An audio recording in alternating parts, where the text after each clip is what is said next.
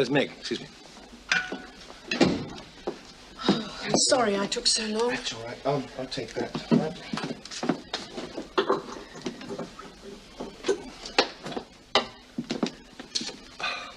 Hal and Lois Liefenbecker, my wife, Meg. How do you do? Hello. Haven't we met before? Oh, I don't think so.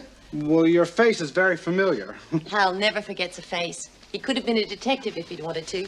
I'm Lois. We have lots to talk about. Drink, Meg? Yes, I'd love one. I think marriage is a good indication of a business's potential. Don't you think so? Well, I suppose it depends on the relationship. Oh, absolutely. I entirely agree.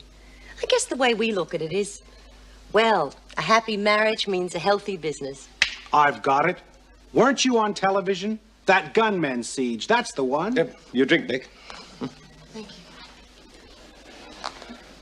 Right. Well, now we're all acquainted. Why don't we move into the dining room? Just a second, Bob.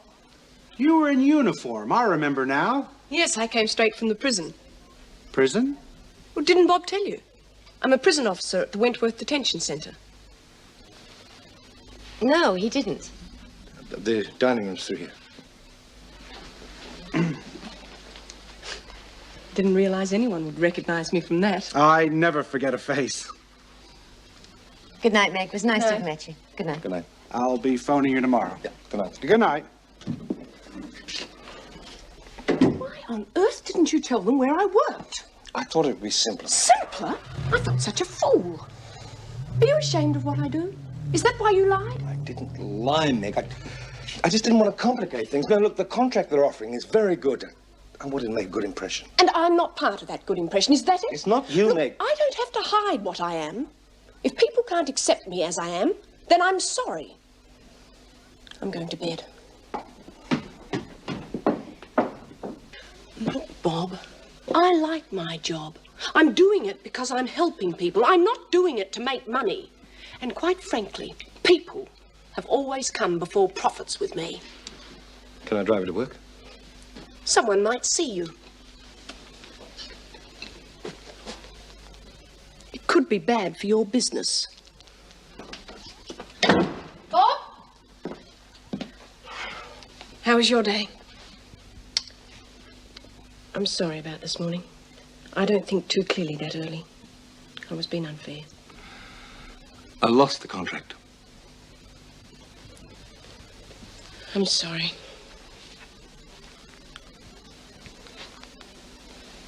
You're not blaming me, are you? Being married to a prison officer didn't lose the contract for you, I'm sure of that. But maybe your dishonesty was the problem. Perhaps the Liefenbeckers felt they couldn't trust you. I don't see any point in analyzing why the Liefenbeckers decided against me, but I do know this. I'm a successful businessman. Now, Meg, it may sound ridiculous to you, but if a businessman is a success, his wife doesn't need to work. And she certainly doesn't need to do a job that most people wouldn't touch with a barge pole. Now, part of my business life has to be socializing, and you have to be part of that. Now, being a prison officer, it's not going to work. Is that an ultimatum? Yes, Meg. I'm sorry. It is. Could I have a word with you, Mrs. Morris? Yes, of course. I've spoken to the department, and they do run a course for welfare officers. Usually it takes 3 months, but with your university credits and your experience in here, you should get away with about a week's familiarization course. Does that mean they'd accept me? Well, I haven't asked them specifically, but with the difficulty they have in finding suitable people, I'm sure you won't have any trouble. That's terrific. I took your advice. Asked about a job in social work. Apparently they'd be overjoyed to have me. Meg, that's marvelous. Now, just a minute. It may not happen.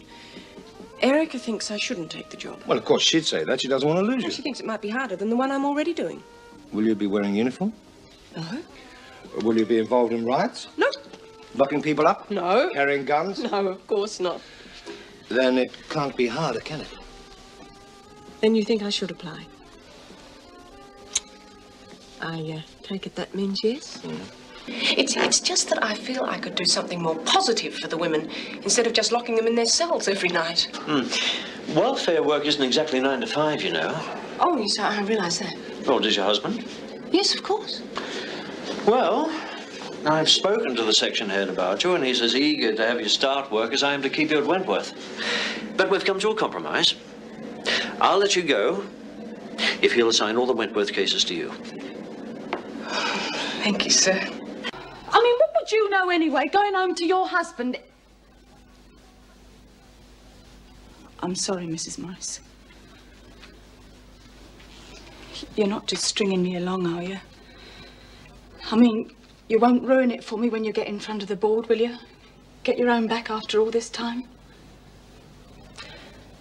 I meant that I understood. But if you have any doubts, we may be able to get you another parole officer. Oh, no, I want to stick with you. I don't know, it's funny, isn't it, the way things work out? I mean, after all the carry-on and everything. Well, I never doubted it. I want to thank you, Mrs. Morris. If you hadn't told me to go and see Derek, well, it would have been really tough, you know, trying to keep that flat on and everything. Well, you just keep out of trouble. That's all the thanks I need. I will. Okay then, Chris. Yeah. Come on, Elizabeth. There. Thanks again. Ta-da. Goodbye. Thanks a lot, Mrs. Morris. Goodbye. Bye.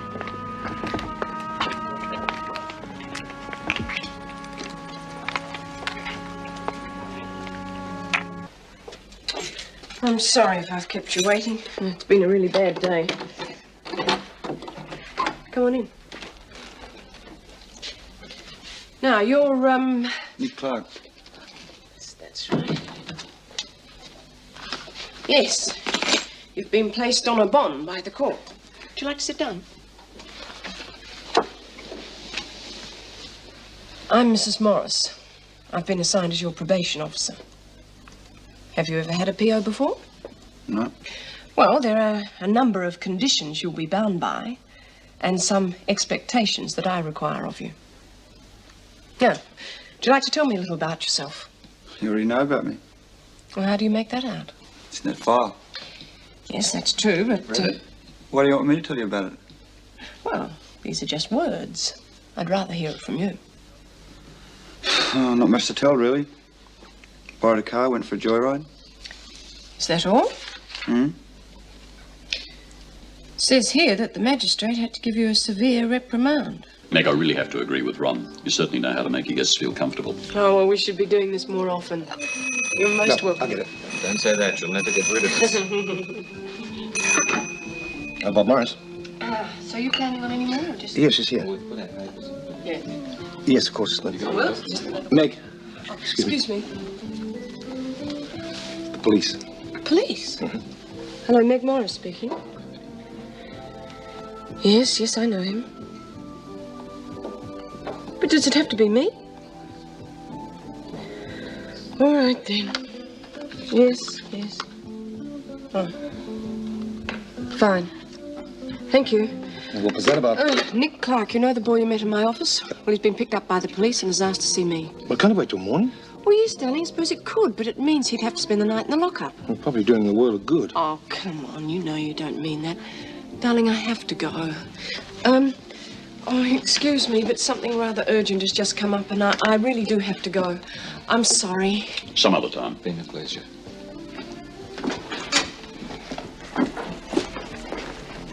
Oh, I'm sorry, darling. I'll be back as soon as I can. Okay. You've been offered a job as a packer in a warehouse. How do you feel about that? Oh, it's great. Good. Well, you're to go to this address and ask for a Mr. Sutton. Right. Well, thanks very much for going to all the trouble. All part of the service.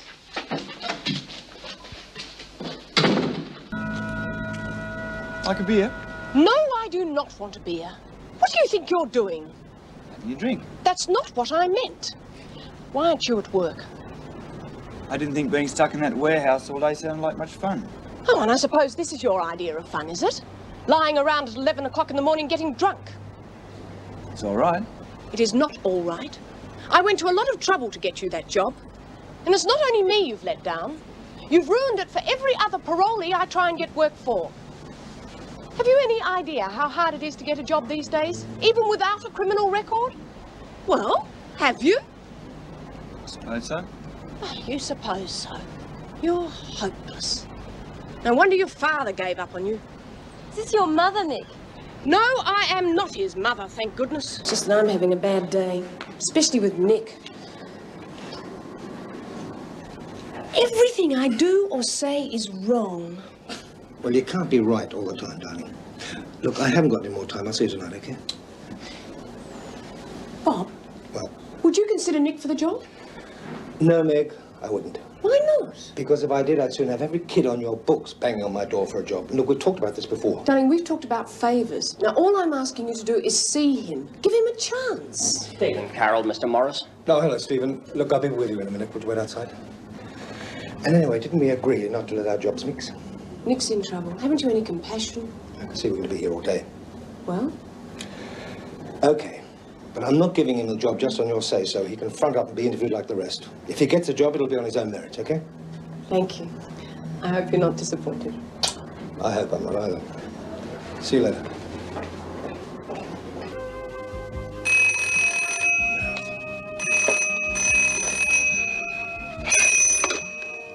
Hello, Morris. Yeah, she's here. Who is it? Now, look, Clark, I've had just about... Let me speak to him. Hello?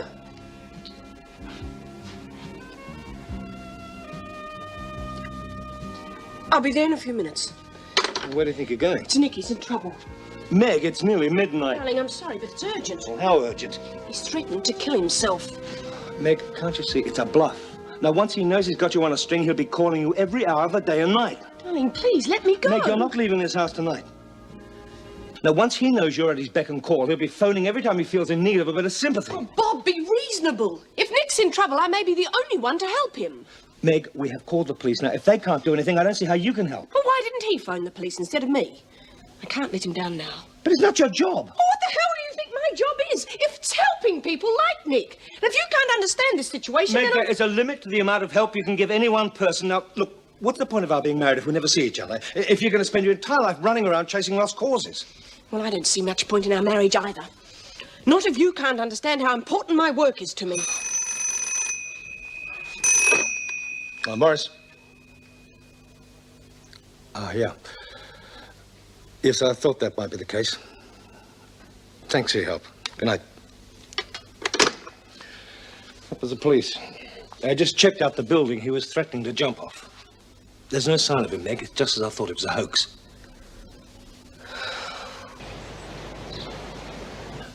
Some more toast? Thank you. I better rush.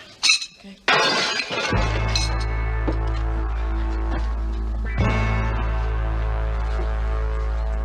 God, it's Nick!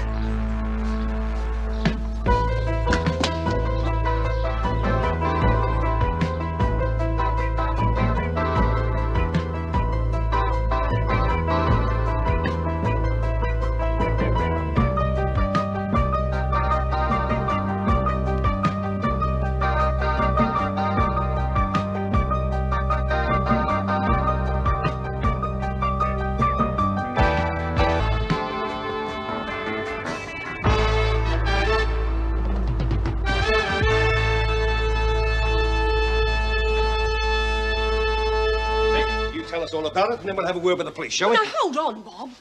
Why, Nick? What would you care? You couldn't even be bothered coming to see me last night. I would have come. I How tried... dare you interfere in our lives? How dare you ring in the middle of the night? Now, what gives you the right to harass my wife? Bob, this isn't You think you've helping got problems? Don't you think other people have got theirs? Now, look, there are thousands of kids out there with more problems than you'll ever know about. They don't go around chucking bricks through windows and blackmailing people into helping them. Now, I've had enough of you, and Meg's had enough of you. Yeah, and I've had enough too.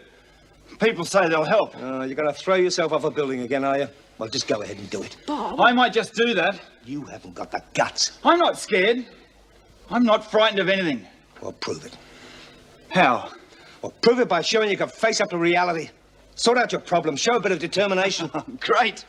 I've heard it all before. You've got the world at your feet, Nick. I haven't even got a job. I'll give you a job. Here, I'll give you a job and a room in our house. Now, that all adds up to living like a human being. So you've got nothing to complain about, have you? Why? Just to prove to myself that I'm right about you. What do you mean? It's my bet he'll cop out in a week. Congratulations. Young Clark could make a habit of that sort of thing. Yes. Well, according to the police, they didn't catch sight of him, so I imagine he must have thought better of it. Oh, I'm sure he'll be all right. Yes, well, one way or another, young people usually seem to work their problems out for themselves. But if you buy into them too deeply, well, you never get any peace at all. That's why the department frowns on any personal involvement. You're employed to give your cases professional help, not take on the responsibility for their entire lives. Yes, well, I do try to keep that in mind. Yes, I'm sure you do. Well, now, have you got those reports ready on Kennedy and Langford? Oh, no, I'm sorry, I haven't. Well, they are rather urgent. Yes, I know, but the last few days they've been really hectic. You're not letting the work get on top of you, are you? I noticed there were another couple of reports late also. Oh, I'm sorry. They'll be on your desk first thing in the morning. Right. Just as soon as you can manage. We don't want you driving yourself into the ground, do we?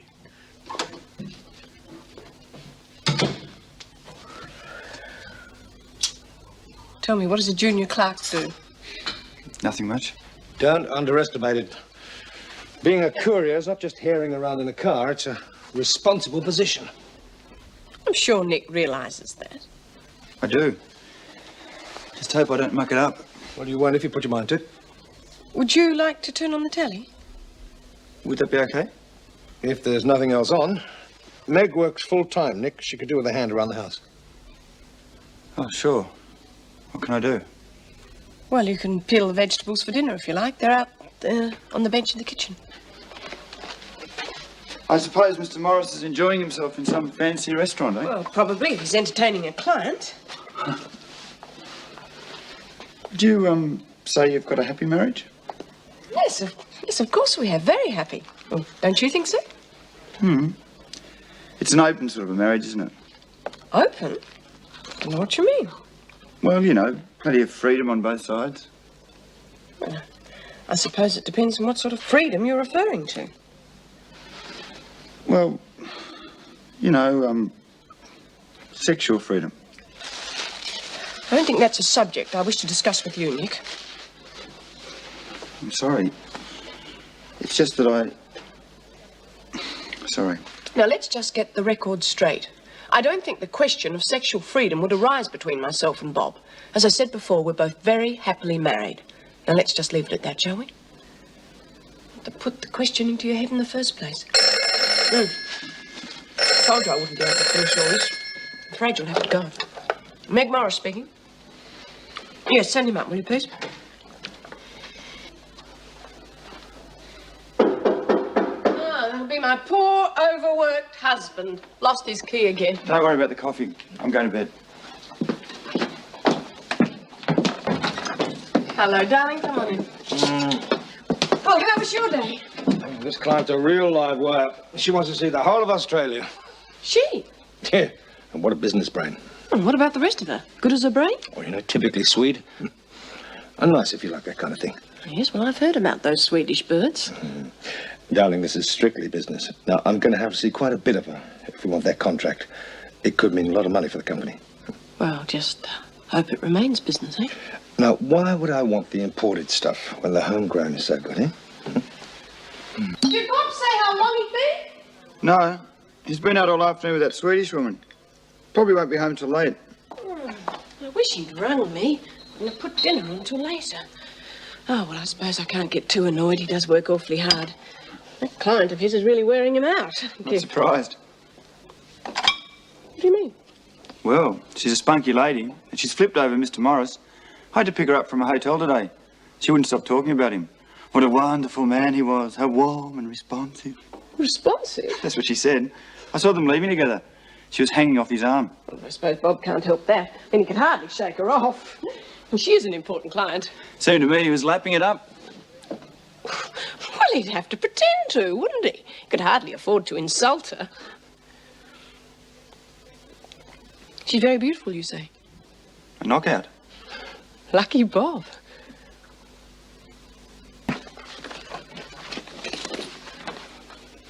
Oh, that's Anna, the one on the right. We had to take her to the restaurant. She wanted a fellow to take home with us. Must have got mixed up with some papers I was showing. Oh, then you do discuss some business, do you?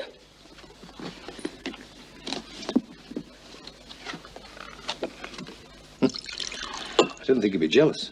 I'm not. Just can't understand why you lied to me. I didn't lie, darling. I just omitted to tell the truth. Now, what would you want me to do? Come home and say, I've just had lunch with a ravishing, gorgeous, Swedish blonde?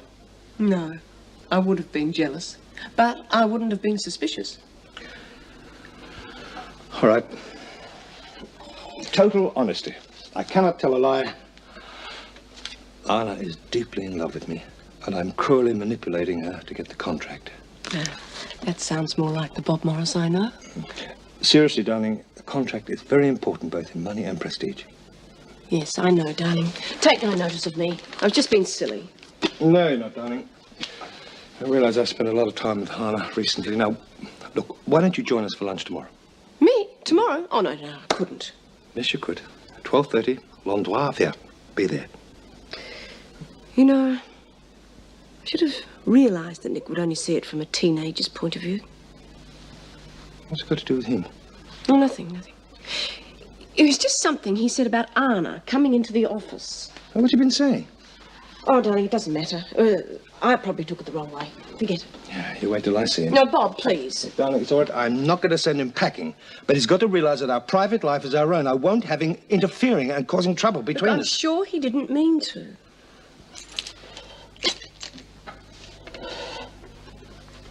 I've got a surprise for you.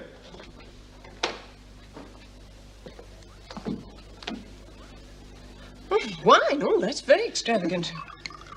That isn't the surprise. This is. You can open it, you know.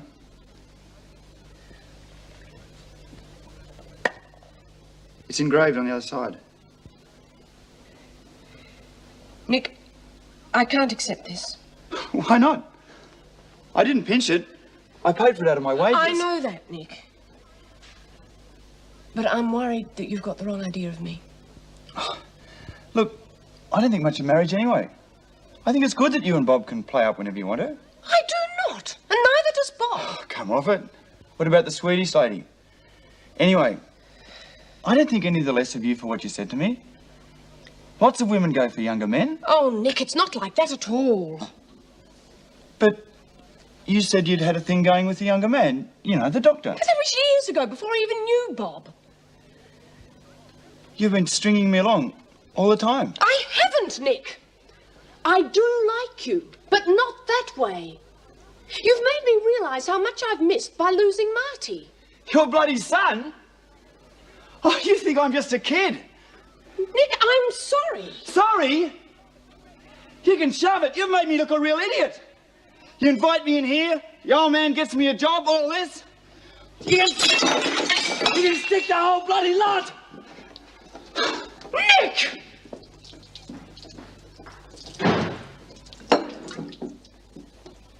Are you all right? He read a whole lot more into our relationship than I ever realised. Oh, it's my stupid fault for inviting him to stay here. Where's he gone? No, he stormed out. He'll be back when he cools down. Oh, maybe, if he doesn't do anything stupid. Meg, he's not a suicidal type. I think he's proved that. No, I wasn't thinking of that. If he gets into trouble with the police, he'll go to prison. And I won't be able to help him then. I'll get it. Meg Morris speaking. Oh, Mrs. Morris, Sergeant Davies here. Sorry to disturb you at this hour, but we've got one of your boys down here. Clark. Well, what's the charge? I see. Well, I'd like to see him. I'll come straight down. Nick, now what's he done this time? He's thrown a bottle through a window and used abusive language. Oh, it's all my fault. I didn't handle it properly. It's not your fault, darling. You did all you could. Anyway, I said I'd go down and see him. Okay, I'll drive it. Nick! I thought we were really getting somewhere. We were doing so well. That's what I thought. That's what you wanted me to think. You had me on. No, Nick. You misunderstood me, that's all. We simply enjoyed having you stay with us. You were like a son. Nothing else. But I thought you liked me. I do, Nick. But not the way you took it. Nick, I do like you. I bet. You're like everybody else. What do you care? All right, Clark. Time's up. Take him out. Nick, I'll be at the hearing. So what? I couldn't care less.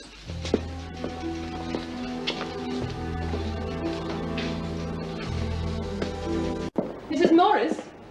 Yes, Kate, what's the problem? Have you seen Linda Goldman? Well, not lately. She's been in solitary. Well, I think someone ought to see her, and soon. She's in a terrible state. In what way? In my opinion, I'd say she was on the verge of a breakdown. Oh, come on, she's just been in solitary. Some women take it harder than others. She'll be all right in a little while. I tell you, I've seen the symptoms before. She needs urgent medical help. And I've seen the symptoms. And I tell you, you're overreacting. If I had a patient on the outside in her condition, I'd make sure she received treatment. But this isn't the outside, and she's not your patient. Now, I told you this morning things are different in here. A member of staff will make those decisions, not a prisoner. You also said you were here to help. Maybe you were an officer here too long. Maybe you can't tell when help is really needed.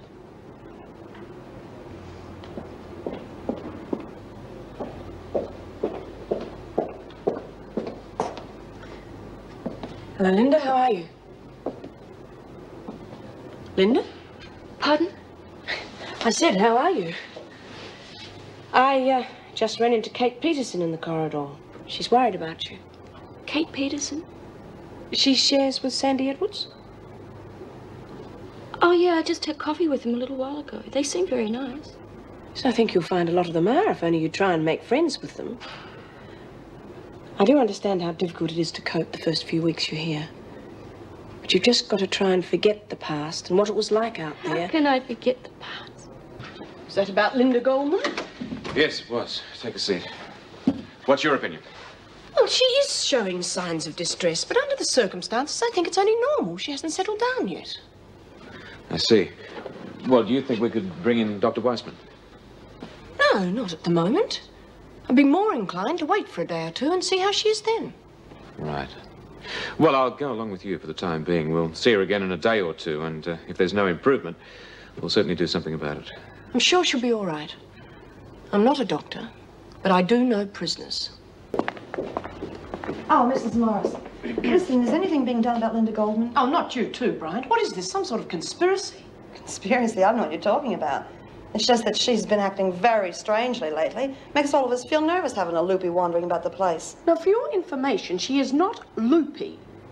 If you remember, you've had some very heavy moments here, and no one suggested you were going round the bend. Well, all I know is that she's acting very much like Anne Griffin did before she was taken away, and she ended up in a padded cell. Just give us some credit for knowing what we're doing, will you? Keep the noise down, will you? What? Stop Call the it! hospital quickly. Everything's all right. It's all under control. What do you mean under control? Linda's dead! Oh, back to the radio. Can I be of any help? Get it moving. I haven't exactly shone in the prisoner's aid and counselling department, have I? Oh, come on, Meg. Everyone makes mistakes. Yes, but this one cost a woman her life. Won't forget that in a hurry. Look, even if you had called in Dr. Weissman, there's no guarantee that he would have done any good. If she was so determined to kill herself, he mightn't have been able to stop her. Yes, but we weren't to know that, were we? I should have called him in after I'd seen that incident at the hospital. I should have noticed the signs. For God's sake, between you and Janet, I'm just about fed up to the back teeth. Jim, now... Look, I can understand Janet's attitude to a certain degree. She's new to the game. But you've got no excuse. You know what these women are capable of, and you know that you can't afford to let yourself get emotionally involved. Damn it all, Meg, stop trying to be everybody's mum and come back to the job that you do best, and that's helping to run this prison. I just don't understand it. Of all the women, you used to be one of the most sensible. Maybe it's time for a change, huh? I hope not. Look, Mrs. Morris, I'm very busy. Do you mind? Look, we've got to talk this thing through. If Mr. Fletcher, for example, asked you what was going on, you'd feel obliged to give him a fair hearing, wouldn't you? Well, you're not Mr. Fletcher, are you? You're not even a screw. And I don't have to say anything to you. Lizzie Birdsworth came visiting today. She seemed a bit cranky. What do you mean? Well, you know how she normally is, full of cheek and back chat. Well, she doesn't seem to care anymore. Well, perhaps she's just growing out of the old prison routine. Yeah, well, I doubt it. Anyway, sit down. Tell me your troubles. Yes, there is something I want to discuss with you. I put it off long enough. Fire away. I've given it careful consideration. I'd like to return to Wentworth. As a prison officer? Well, that's great. I mean, you know how I've always felt about that, but... Well, you've been refusing for so long. What made you change your mind? Just come back from Linda Goldman's funeral. If I had been any good as a counsellor, it would never have happened. Oh, come on, Meg. You can't blame If I yourself. had any sensitivity, I would have been able to see what was happening. But I didn't see it, even though it was staring me in the face. Meg, you're only It human. was my fault, Jim. Oh, if you could have seen Linda Goldman's father today. Look, Meg, I know it's not going to be easy, but really you're going to have to push all that to the back of your mind. Yes. Well, that's why I've decided to come back here. I was a good officer. At least I thought I was. Oh, you were the best. Even the women thought so. I don't know what Bob's going to think of it. Well, he's not unreasonable. He must understand how you feel. Hope so. Anyway, I'm sure your being happy is all that he worries about. Welcome back. No, well, this will have to be transferred. Hello? All right, we've done. Oh, Meg, welcome back. Well, thank you. Never thought the old place would look so good. Hello, Colleen? Morning. How's the uniform feel after all this time? Oh, a little strange, but I'll get used to it. It is good to be back. Yes, well, we're all glad to have you back. Janet, I think you better file these. It's getting a bit cluttered here. Oh, I'll do it. No, junior officer's job, Meg. I guess you'll have to get used to the routine again. Lots of things have changed in your absence. Well, Mrs. Davidson's certainly going to be pleased to have you back. Well, she already knows. I spoke to her on the phone last night. She did seem very pleased. Well, we all are. Well, I'd better get organised. From memory, things will start getting fairly hectic soon. Oh, that much hasn't changed. But look, there's still time to have a cup of coffee, you know, to celebrate your first day back. Oh, good idea. What about you, Colleen? No, Meg. Got too much to do. Work's piling up. Someone's got to do it. I am the chief prison officer now. When I consider I need your help, I'll ask for it. You pull rank on me, Colleen. The position is only an acting one, after all. No. I've earned this position, and I'll keep it. And as your superior, I expect your support, not these continued attempts to make me look inadequate.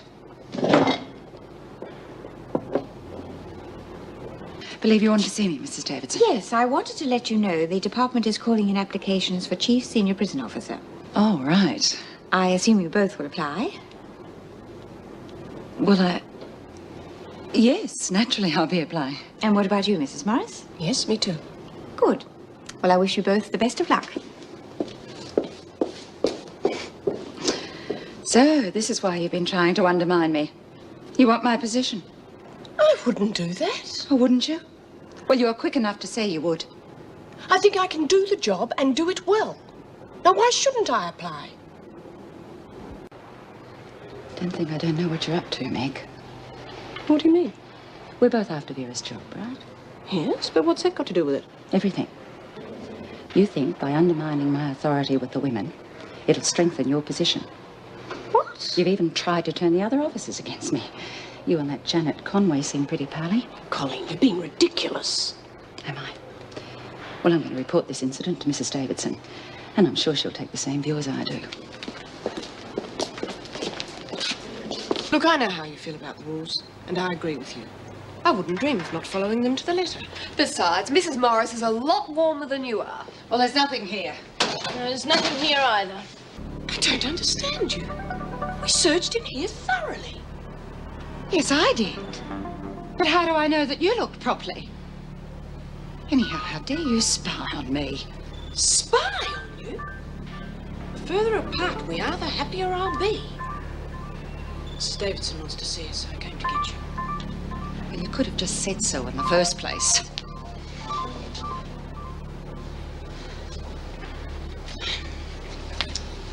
Well, what are we waiting for? You said Mrs. Davidson wants to see us, didn't you? Identity cards are to be worn at all times. And Mr. Fletcher, Mrs. Morris, where is your identity card? Well, I wish I knew. I had it before we started the search. You mean you've lost it? Yes, I can't imagine what's happened to it. Do you realize how serious this could be? It's all right, Mrs. Davidson. You must have lost it when we searched the cells. I found it on the floor. Sorry, Meg. Meant to return it to you earlier and completely forgot. You were saying, Mrs. Davidson? I think that will be all for now. Just let me know if there are any serious signs of trouble. Mrs. Morris, I would like you to stay, please. Damn. Here, let me do that. You sit down, cool off a bit. Thanks. Jim told me. Was it very bad? Oh, it could have been worse. Mrs. Davidson was pretty cross, but she wasn't unfair. Why didn't Colleen give it straight back to you? Well, you tell me. Do you think it was deliberate? Nothing would surprise me. Here you go. I must admit, I thought you looked rather pleased with herself. Yeah, well, everyone knows that you two don't get on, but it's still a pretty vile thing to do. Yes, I know. And now I have to go on patrol with her and pretend that nothing's happened. But as from today, Mrs. Powell has been permanently promoted to Chief Prison Officer. Congratulations, Mrs. Powell. Congratulations. Thank you. Thanks, Mrs. Davidson.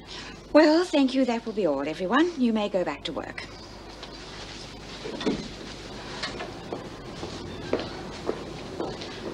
Meg, I am sorry. Can't win them all.